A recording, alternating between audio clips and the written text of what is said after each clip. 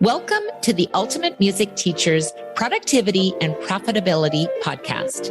I'm your host, Glory St. Germain. Tune in to discover how you can unleash your teaching potential and turn your passion for music education into profit. Let's dive in.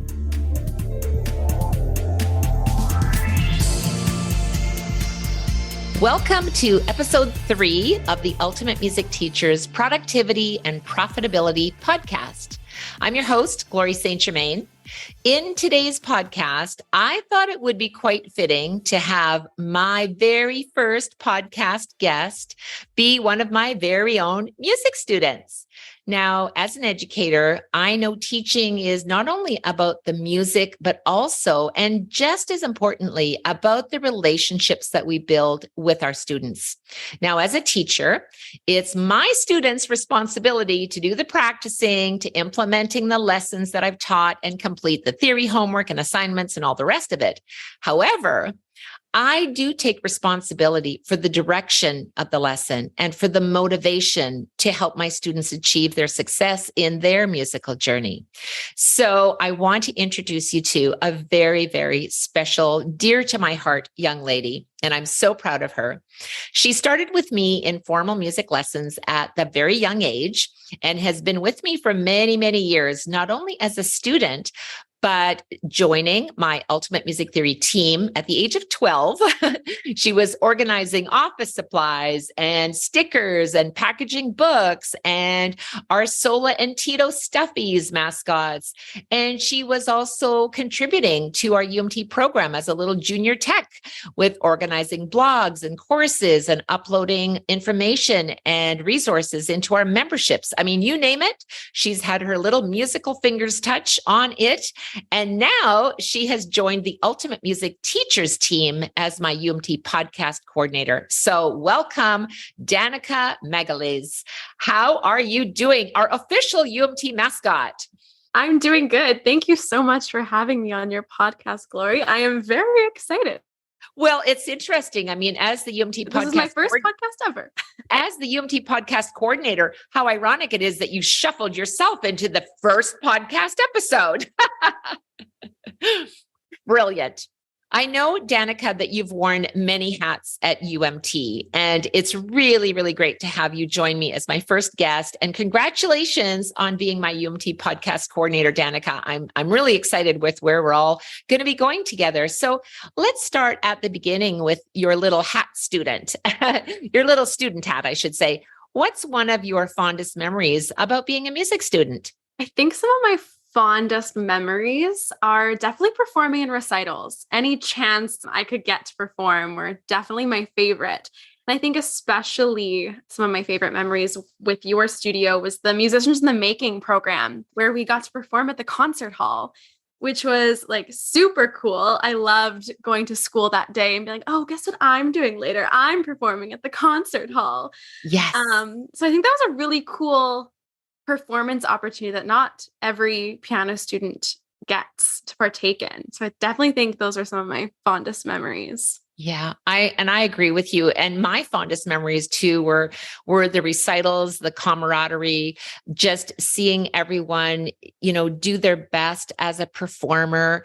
And when we did the Musicians in the Making, which was by invitation only with registered music teachers in Winnipeg, and getting into the concert hall setting and realizing, wow, you bring your A game. I think not only did it prepare you for performing, but I think it also is a life lesson, don't you think? Oh, for sure. And I definitely loved getting ready to go to the concert hall and sitting there and seeing all of these performers in the audience. And yeah, getting to watch the performance after at the concert hall was really cool at the symphony there. So I think it was a good opportunity for like young musicians to see like what's out there. Mm-hmm. Yeah, I think it gives you a better understanding of the whole process, because sometimes you go to the concert hall and you sit and applaud and go, oh, that was nice, but you don't really understand all the hours of preparation and, the fun that goes into putting it all together. So it was one of my fondest memories too. And I think, when I look back at your music lessons, you started in music lessons, but you were also in the Ultimate Music Theory Club class. And we talk about building relationships, because when you're in a group setting, you build relationships, and very often students continue to have that relationship. How did that feel for you with your little partner in crime in theory club class? Not only did we have fun in our theory club classes, we became duet partners. My friend Carter and I, we started in our little basic rudiments, the competition of competing together to see who could get the best mark on the upcoming test. Yeah, we definitely were able to transform our theory club relationship into the practical world, playing duets together all the time. It was really great to be able to have that companion when you're taking music lessons, which is usually like a solo activity. Right. Very much so. So share a little bit about your rehearsal in preparing your duet for the big performance. And how did that feel for you? Because we always want to blame the other person if there's a mistake in the duet, right? It's like, it's not me if I keep a straight face, but what happened for you? Oh my goodness. So this was probably my last duet I think I played with Carter. It was our last lesson, our last rehearsal before the big recital. And Lori, you were sitting in our little fake audience announcing our names to go on. And we were supposed to be playing it like it was the real deal. No laughing at the little mistakes. But for the life of me, I couldn't stop making mistakes. And every time I would make a mistake, I'd start giggling and Carter would give me a little look. And it just ended up being this whole big laughing skit of us just like going back and forth, making mistakes, me giving Carter death glares and him giving me glares back. Yeah. And we actually just recently watched that video back, and I'm just laughing and laughing at all the fun we were having, just sitting and watching us play that duet. It's such a great memory. And just before we recorded this podcast, you shared with me, you still have that video. And just to look back at that memory, and I too was laughing and saying, oh my gosh, time flies. And one of the things I highly recommend for all of our music educators and musicians who are listening to the podcast is make sure you hit record, because even though at the time you might go, oh, it's just another thing to do at a recital, but those memories are so precious. And to go back, and no matter what happens, one of my favorite things about you, Danika, is that you love to laugh, and that you're not afraid to just enjoy the moment and don't stress over every little note, because it's not about perfection. It's about doing your best, having fun, being creative. And, the world is not going to end if you play 2 wrong notes, or in your case, a few more, but that's okay. That's for sure. And I think for me, I was never super, super great at my scales, and my fingering was always off. Always, always, always. If you look back in my piano books, your writing, Glory, is all over it with my finger numbers, because I would never play the right finger number. But I think for me, it was the musicality of everything. And I just felt so much when I played, and being able to share that with a duet partner that I met through theory club classes is really awesome. Yeah. And I think too, one of the things you shared was that when you were in theory club class, and, we have that camaraderie and sometimes competition, but you also saw that everyone is different. So where one student shines, another one might be a little bit more shy. And, there's a healthy competition, because sometimes I think it drives you, like anything else in life, to be successful at what you want to do. So I think it's a lot of fun to see you. And I know you still connect with Carter, even though you're not performing together, but it still is a relationship that you can reach out and just check in and say, hey, how you doing? Yeah, for sure. Now, we've talked about your success and your favorite music experiences. I'm going to really put you on the spot now, Miss Danika. And that is, what is one of your biggest regrets or wish I wouldn't have when it came to your music lessons? Hey, this story, I always think about it all the time. It makes me laugh really hard thinking back. But I was preparing for my grade 8 piano exam. And I think we were I was doing 2 hours a week, I believe, of practical on top of theory. And I was in grade 11 in high school. And all of my friends were getting fake nails. And I feel like the audience is definitely going to know where this is going when you're wearing super long fake nails and you're trying to go to your piano lesson. But I remember this so vividly. I walked in so proud of my super expensive fake nails I got because everyone at school had them. And I remember I sat down on the piano bench and I had my fingers ready, and we usually started with our scales. And you looked at me and you're like, "Are you serious? Did you really get fake nails a month before your grade 8 piano exam?" And I was like, "Oh no," that's when I knew I definitely messed up. And you said to me, you were like, "You have 1 week. I'll let you have those for 1 week. And then you got to get them taken off. You cannot play the piano with an inch long nails." Yes. Yeah. It was a funny story. And I think that lesson was all about ear training, because I was like, you're not touching my piano with those fingernails, Danika. But, a girl does have to have some fun, right? So, but you were very gracious, and you did come back the following week, with short nails. And especially going into an exam. I mean, it was just such a funny story. And we do love to laugh and share those stories. And, that brings us really to think about music lessons, which are a lot more than just about the music, as I mentioned, but it's also about the incredible long-lasting relationships.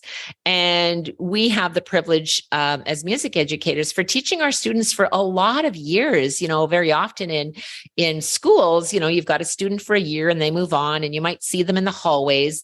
But as a music teacher, we often have our students for years and years and years. And certainly that is the case with you and I, Danika. Not only have you been my student for a lot of years, but you're now a big part of the company and our journey to success. You've been here since you were 12. So what does the piano bench symbolize for you, Danika?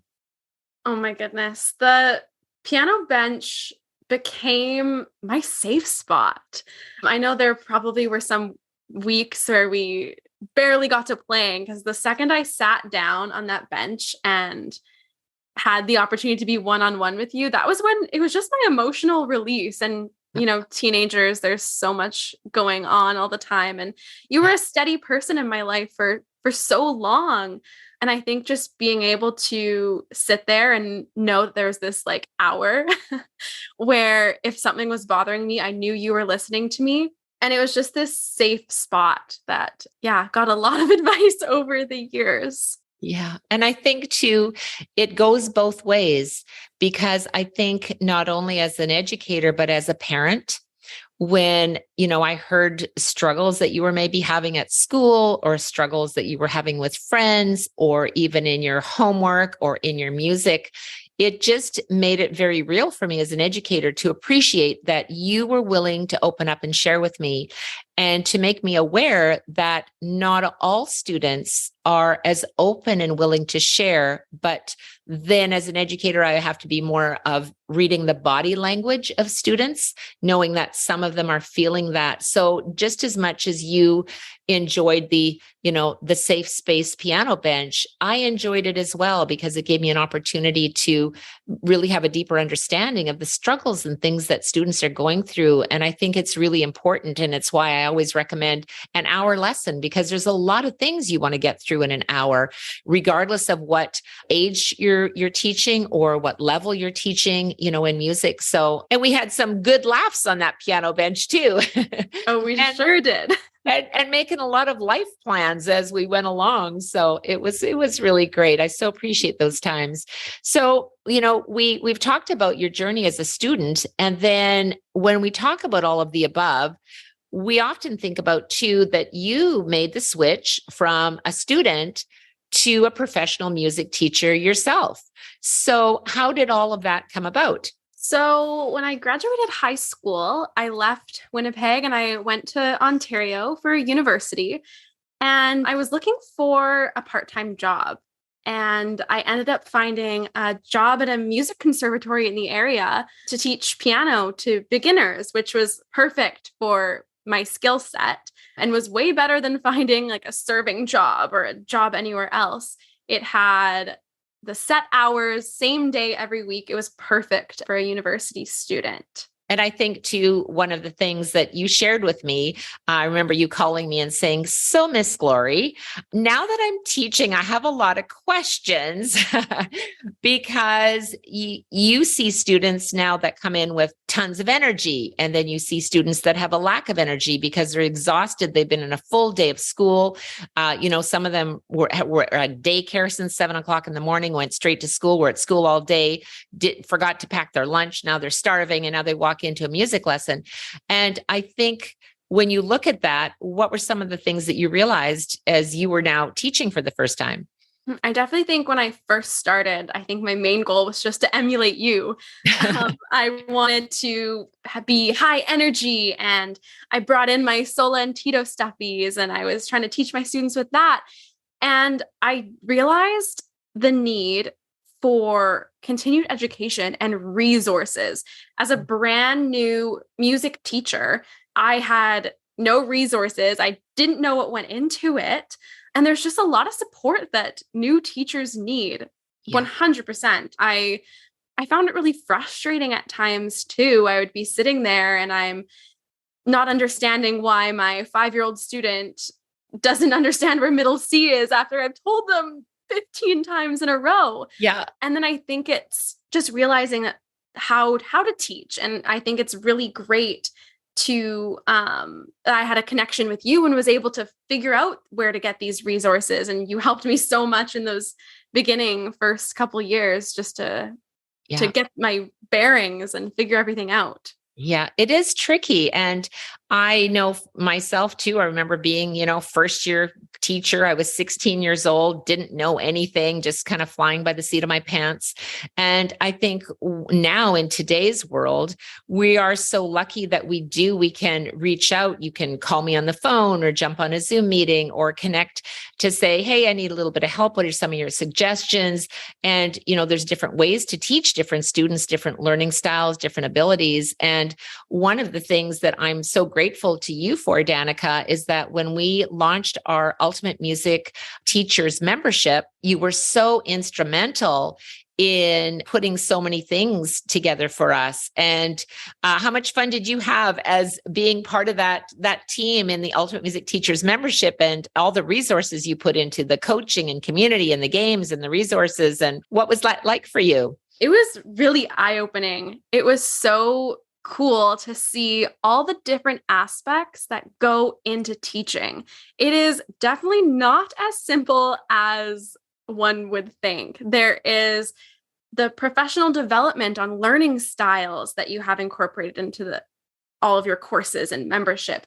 There's the games to engage students in play. There's just so many different aspects that go into being a great music teacher. Yeah. And I'm so grateful that you're continuing to, follow through on your passion, on your heart's desire, and still keep your fingers in the music business as well, as they say, because you've taken a big step in realizing a lot of things in your profession.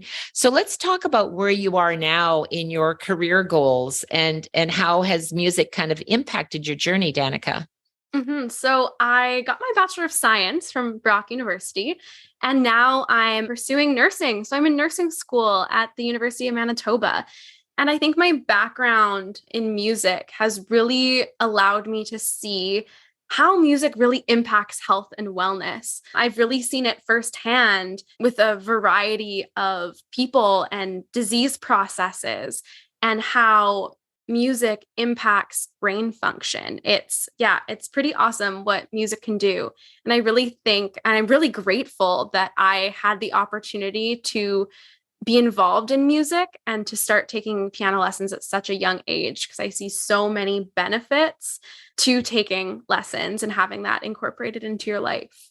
Yeah, absolutely. And I'm so grateful too, even as you were, hanging out with me in the office and also in working with my husband, Ray, who I've talked about in a previous podcast, who has now Parkinson's. And I know you did a little mini interview with him, and just seeing him light up. Of course, he was in the music industry business, his whole life, and now facing, some challenges with Parkinson's. And music still makes him sit up a little taller, still makes his smile a little bigger and his heart beat a little faster, in just bringing back all those memories and all those stories. And, I'm really grateful that you're on the path that you are, and so grateful that you've shared your story and your journey as you've gone from music student to duet partner to theory club class to performing at the concert hall to becoming a music teacher, and now your career,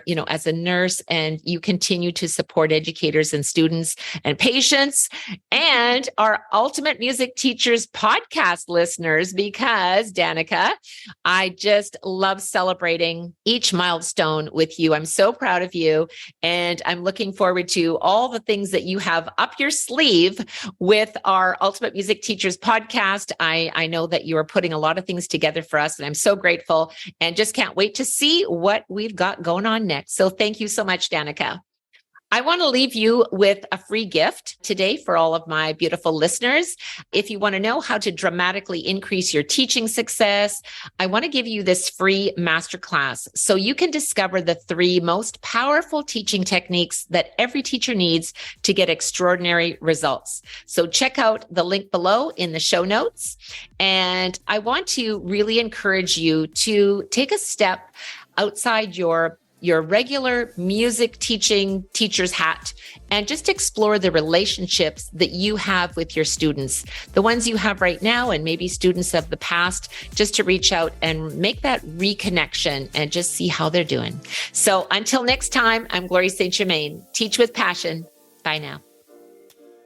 Thanks for listening to the Ultimate Music Teachers Productivity and Profitability Podcast. Together, we can transform lives through the power of music education. I invite you to explore what's possible for your musical journey inside our UMT community. Simply join our Ultimate Music Teachers private Facebook group, where we network, answer questions, host live events, and connect on a deeper level. Here's to your ultimate music teaching success with productivity and profitability. Till next time, teach with passion.